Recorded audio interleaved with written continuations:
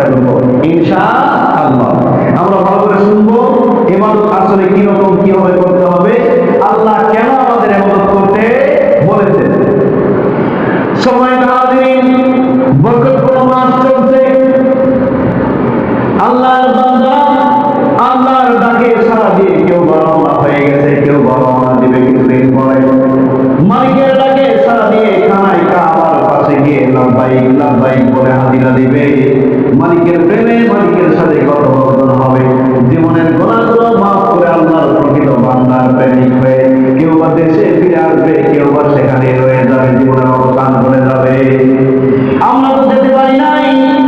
প্রথমেই কথা বলেছিলাম মদিনার প্রেমের কথা। আমাদের দিলের টান না থাকতে হবে, অন্তরের গভীরে ভালোবাসা রেখে বলতে হবে মালিক। খানায় কাবার পাশে তো আমরা যেতে পারি নাই, যারা গিয়েছে তাদের মাধ্যমে রাসূলের কাছে সালাম পাঠাই।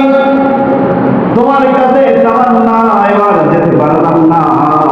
সামনের দিকে তুমি যখন অনুকূল পরিবেশ মনে করো, তোমার যখন আমার কাছে ভালো মনে হয়, আমাকে ভালো মনে হয়, খানায় কাবার পাশে নবীর রওজা জিয়ারতের জন্য আমাকে ডেকে নিও। বুঝছেন কথা? আমি ভালোবাসা নিয়ে দোয়া করবো। ইবাদতের অনেকগুলো পদ্ধতি বলেছিলাম, তার মধ্যে দুইটা পদ্ধতি আমরা বলি। একটা হলো ইবাদতে মালি, ইবাদতে বদনি, সম্পদের ইবাদত, আর একটা হলো দৈহিক ইবাদত। তো দুই প্রকার ইবাদত আমরা সাধারণ অর্থে বলে থাকি।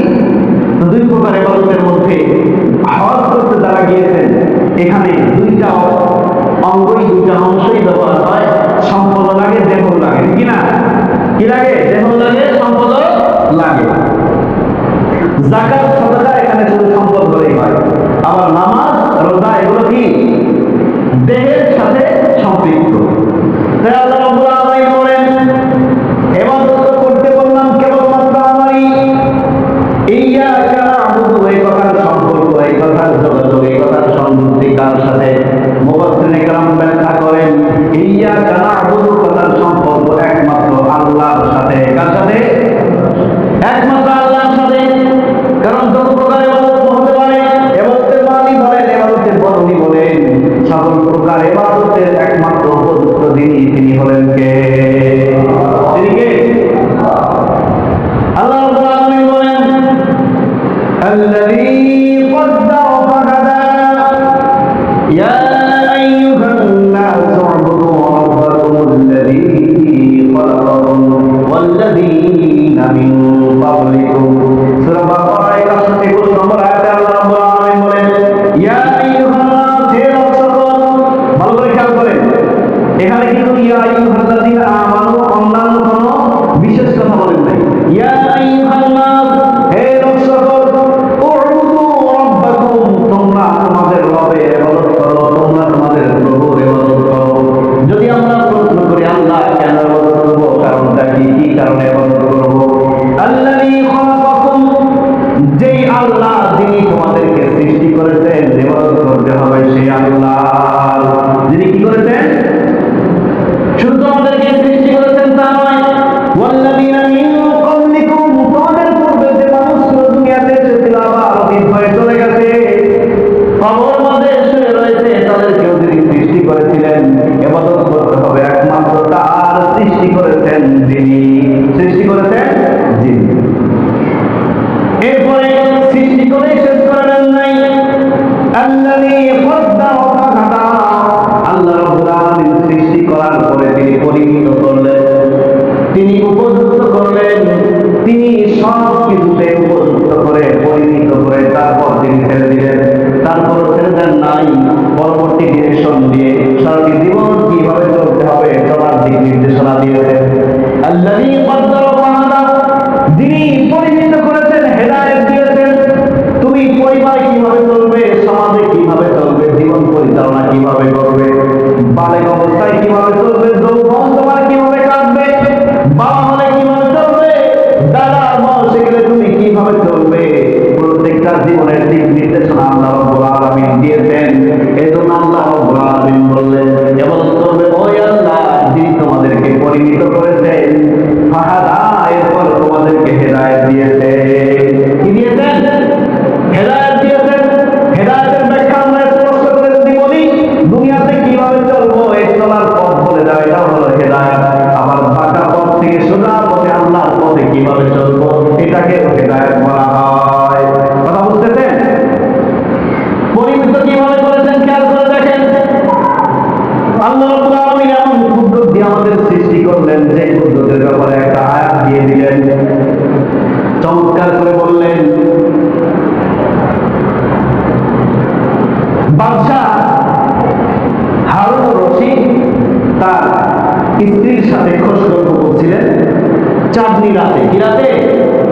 রাতে ফুল বাগানে বসে এক সময় রসিকতার ছলে বলতে বলতে বলে ফেললেন, রানী জোবায়দাকে, কাকে?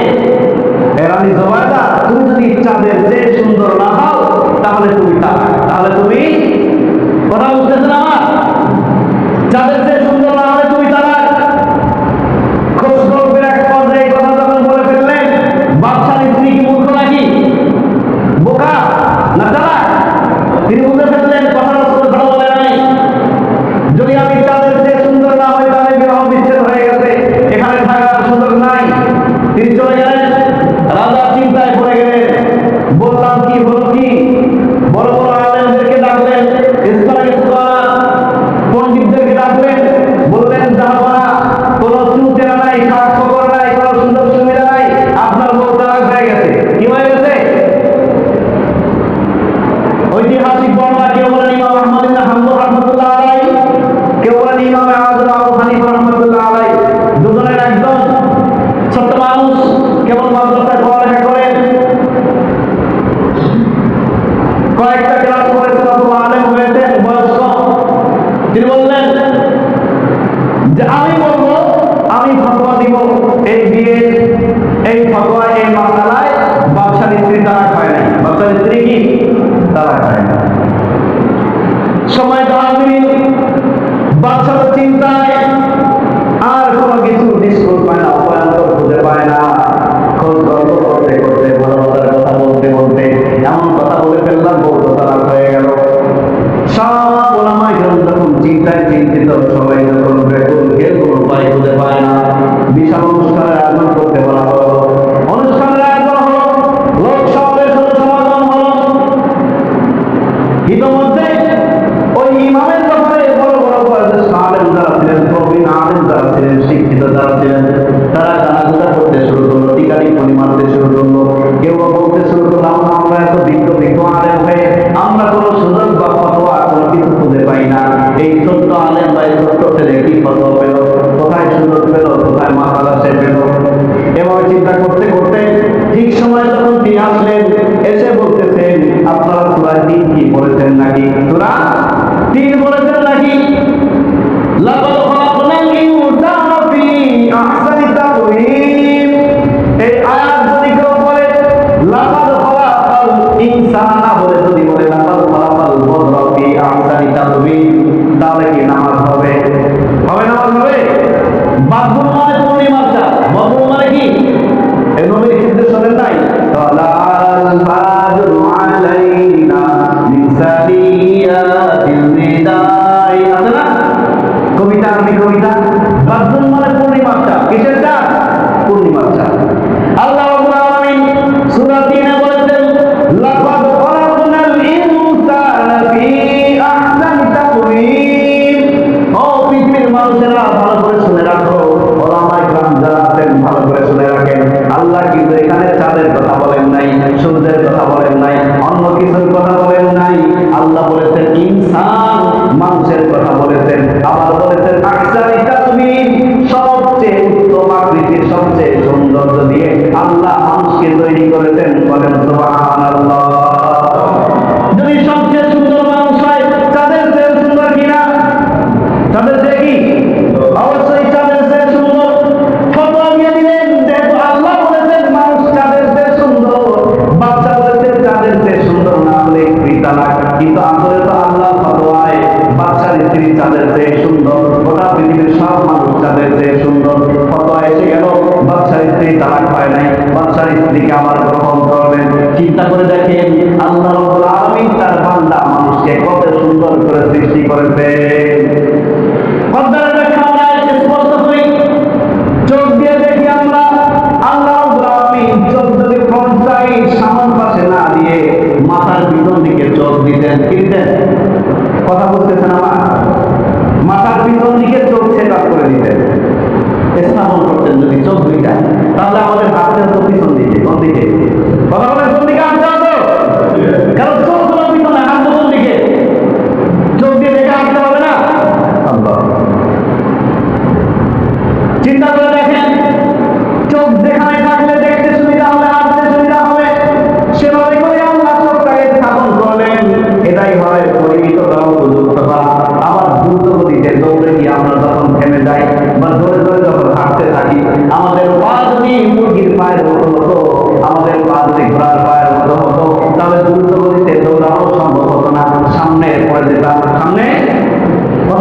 কি আমার? বুঝতেছেন? আমাদের পায়ের কথা সামনের দিকে লম্বা করে দিয়ে ব্রেক করার জন্য, একটা ব্যালেন্স করার জন্য আল্লাহ সক্ষমতা করে দিলেন। সুবহানাল্লাহ। চিন্তা করছেন? মুরগির পায়ের মতো এরকম হতো, দৌড়াতেন ঠিকই, থামতে পারতেন না, থামতে গেলে করে দেবেন, থামতে গেলে কি বোঝা যায় কথা? আবার দেখেন, নামাজের উপরে সেজদা আছে, কিয়ামতের রোজ আছে। যদি আল্লাহ আমাদের আঙ্গুলগুলোকে এবং আল্লাহ আমাদের পায়ের হাঁটু এবং যে জোড়ার অস্থি সন্ধিগুলো রয়েছে এগুলোকে ফ্লেক্সিবল আর নমনীয় করে না দিতেন, সোজা হতাম, আঁকা বাঁকা হতে পারতাম না, তাহলে নড়াচড়া করা যেত, নজর করা যেত, হাঁটা যেত। এই হাঁটুর যে জোড়া আছে এটা আল্লাহ এখন সোজা করে দিয়েছে যে আঁকা বাঁকা হয় না। হাঁটতে পারতেন? হাঁটতে গিয়ে দেখেন তো একটু হাত বাঁকা হয় না, পা বাঁকা হয় না, দৌড়াতে গেলে পা বাঁকা হয় না। চিন্তা করে কি ব্যালেন্স করে দিয়েছেন আল্লাহ রাব্বুল আলামিন, পরিমিত উপযুক্ত করে দিয়েছেন। সবচেয়ে গুরুত্বপূর্ণ যে অর্গানগুলো আছে, অঙ্গ প্রত্যঙ্গগুলো আছে, এগুলো সেফটির জন্য শক্ত শক্ত হাত দিয়ে আবরণ সৃষ্টি করে তারপর সুরক্ষা দিয়েছেন। সুবহানাল্লাহ। লাঞ্চ, লিভার, হার্ট, কিডনি এগুলোর দাম কম না বেশি?